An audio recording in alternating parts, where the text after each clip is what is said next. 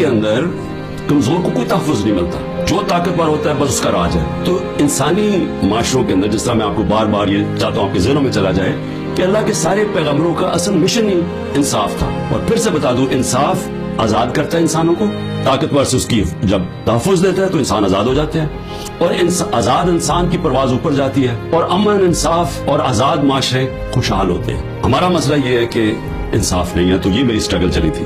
तो इन 14 महीने में मुझे सही तरह अंदाजा हुआ है कि यहाँ तो बेचारा कमजोर पिस जाता है, यहाँ तो जो हमारा इंसाफ का निजाम है उस बेचारा बिल्कुल नहाता है, उसको माशरा बिल्कुल उसकी हिफाजत नहीं करता। मैं अपनी पार्टी को भी कहता हूँ कि जो हमारे से गुजर रही है, हमारे घरों में घुस घुस के, रिश्तेदारों के घुस, बच्चों को उठा के ले जाते हैं, औरतों को घर लूट लिए, घर तोड़ दिए हैं, बिजनेसेस बंद कर दिए हैं, तो ये जो हमारे से हो रहा है ये सारे कमजोर तबके से होता है पाकिस्तान में। जब वो ताकतवर के सामने उसका टाकरा होता है, मेरा जो आज अज़म है वो और स्ट्रांग हुआ, और मजबूत हुआ है कि ये जहाद है इंसाफ की। क्यों अल्लाह के पैगंबरों ने सब ने इंसाफ के ऊपर बात की थी?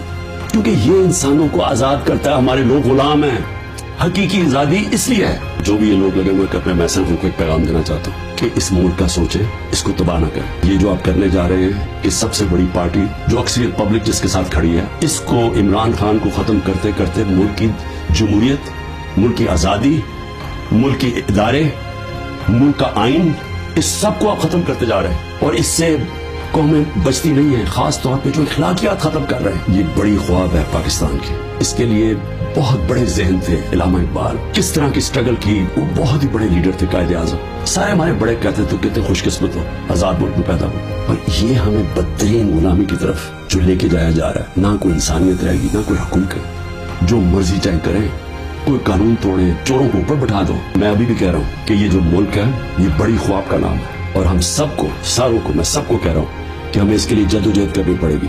और मैं इंशाल्लाह, फिर से मैं रिपीट करता हूँ, मैं बार बार कहता हूँ, जो भी हो जाए मैं भी हर कुर्बानी के लिए तैयार हूँ इस मुल्क की आजादी के लिए। और मैं आप सबको कह रहा हूँ कि आपको तैयार होना पड़ेगा कुर्बानी के लिए, क्योंकि आजादी घर में बैठ के नहीं मिलती, जंजीरें गिरती नहीं है, तोड़नी पड़ती है, जद्दोजहद करनी पड़ती है। पाकिस्तान जिंदाबाद।